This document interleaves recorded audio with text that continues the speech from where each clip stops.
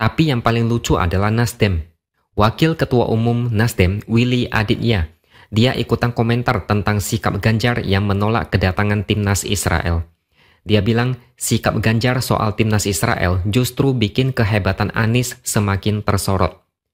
Bahkan dia mengklaim Anies menjadi pusat perhatian utama di Pilpres 2024. Dia juga bilang Anies layak jadi Presiden Indonesia di masa mendatang. Inilah waktunya bagi Anies Baswedan, kata dia. Nasdem, entah kapan partai ini bisa sadar dari mimpi di siang bolong.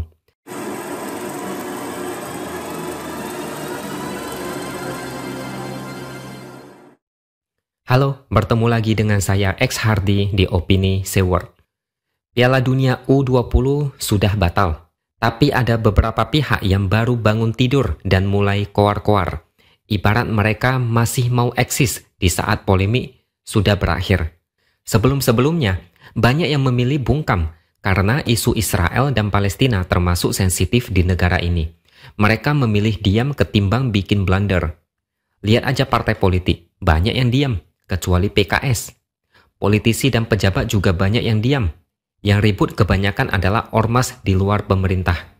Ada yang demo, ada yang juga ngancam mau demo kepung bandara. Bahkan ada ketua ormas yang ancam bakal mengerahkan kekuatan untuk menolak timnas Israel. Dan begitu tahu Indonesia batal jadi tuan rumah, barulah banyak orang muncul dan mulai bersuara. Salah satunya AHY. Dia menyesalkan Indonesia gagal sebagai tuan rumah Piala Dunia U20. Dia bilang ini bikin nama Indonesia tercoreng di mata dunia internasional. Harusnya nggak perlu seperti ini. Indonesia jadi malu. Dia bertanya pada pemerintah, kenapa ini bisa terjadi? Padahal ada ruang untuk berdiplomasi, mengantisipasi dan mengkomunikasikannya. Nama baik dan reputasi Indonesia di dunia internasional dipertaruhkan. Di ujung-ujung jelang perhelatan, tiba-tiba masing-masing punya suaranya, tidak bisa didisiplinkan. Ini berdampak pada nama baik negara. AHY ini kan cuma banyak omong doang. Kemarin kemana aja? Kenapa enggak komentar? Apakah mungkin lagi menunggu arah angin yang cocok? Coba kalau misalnya Piala Dunia U20 jadi digelar dan pemerintah tetap menyambut timnas Israel. Kemungkinan AHY bakal ngomong beda lagi. Kita semua udah paham gimana AHY itu. Polemik sudah menuju ending. AHY baru muncul kayak polisi di film-film India. Muncul belakangan tapi bertingkah seperti paling prihatin dengan situasi saat ini. Tiba-tiba sangat peduli dengan reputasi Indonesia di dunia internasional. Enggak bakal ada yang percaya dengan keprihatinan AHY. Tapi yang paling lucu adalah Nasdem. Wakil Ketua Umum Nasdem, Willy Aditya, dia ikutan komentar tentang sikap Ganjar yang menolak kedatangan timnas Israel. Dia bilang sikap Ganjar soal timnas Israel justru bikin kehebatan Anies semakin tersorot. Bahkan dia mengklaim Anies menjadi pusat perhatian utama di Pilpres 2024. Dia juga bilang Anies layak jadi Presiden Indonesia di masa mendatang. Inilah waktunya bagi Anies Baswedan, kata dia. Nasdem, entah kapan partai ini bisa sadar dari mimpi di siang bolong. Pusat perhatian apaan? Memang dari dulu Anies itu pusat perhatian kok. Anies memang suka perhatian, makanya pintar pencitraan, jago bikin drama murahan. Contohnya, habis diperiksa KPK soal Formula E, Anies langsung konferensi pers. Tapi mic-nya udah disiapin dari awal. Semua sudah direncanakan. Cari panggung. Contoh lainnya, banyak proyek yang belum kelar, tapi dipaksa diresmikan supaya Anies dapat kredit. Semua udah tahu tingkah Anies yang banyak drama settingan. Tapi kalau mengaitkan isu Ganjar dengan Anies, ya udah pasti nggak nyambung. Ganjar memang saat ini banyak dikecam gara-gara menolak timnas Israel dan berseberangan dengan Jokowi. Tapi bukan berarti Anies akan dipuja-puji dan akan jadi presiden. Kalau mimpi jangan ketinggian. Anies itu udah hampir jadi kartu mati.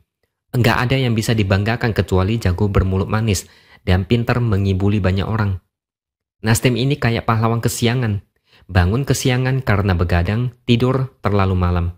Orang-orang udah mulai bosen bahas Piala Dunia U20. Nasdem baru nongol sama kayak AHY, kayak polisi di film India. Justru saya lihat Anies yang makin ketinggalan kereta.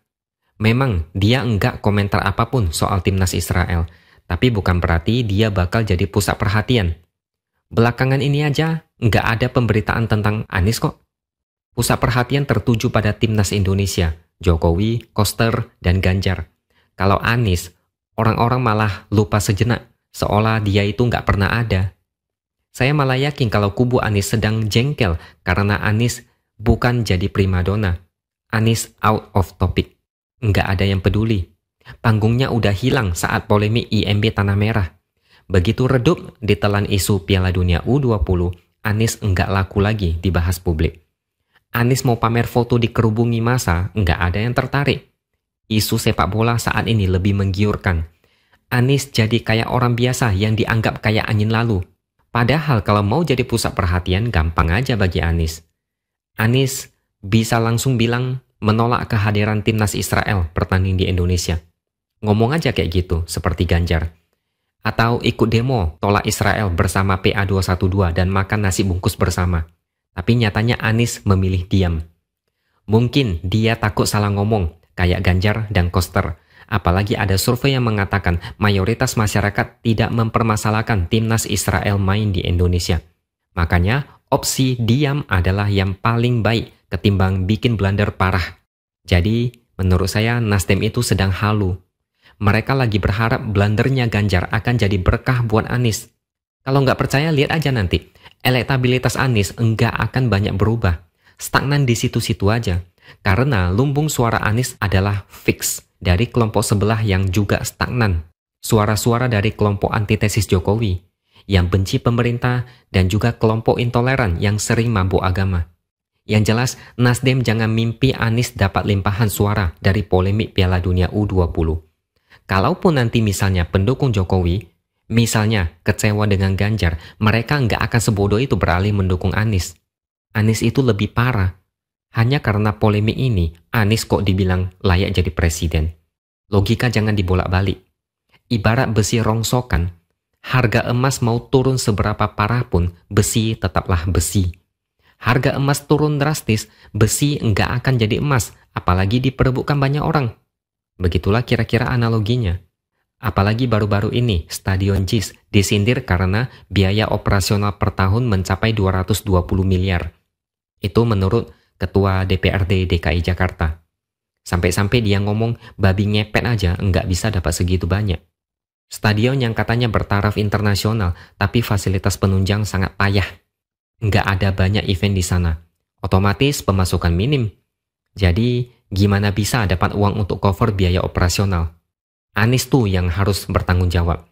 Jangan cuma bangun benda mati buat pamer nggak jelas. Jadi Nasdem jangan kepedean merasa Anies bakal jadi pemenang dari polemik Piala Dunia U20. No way.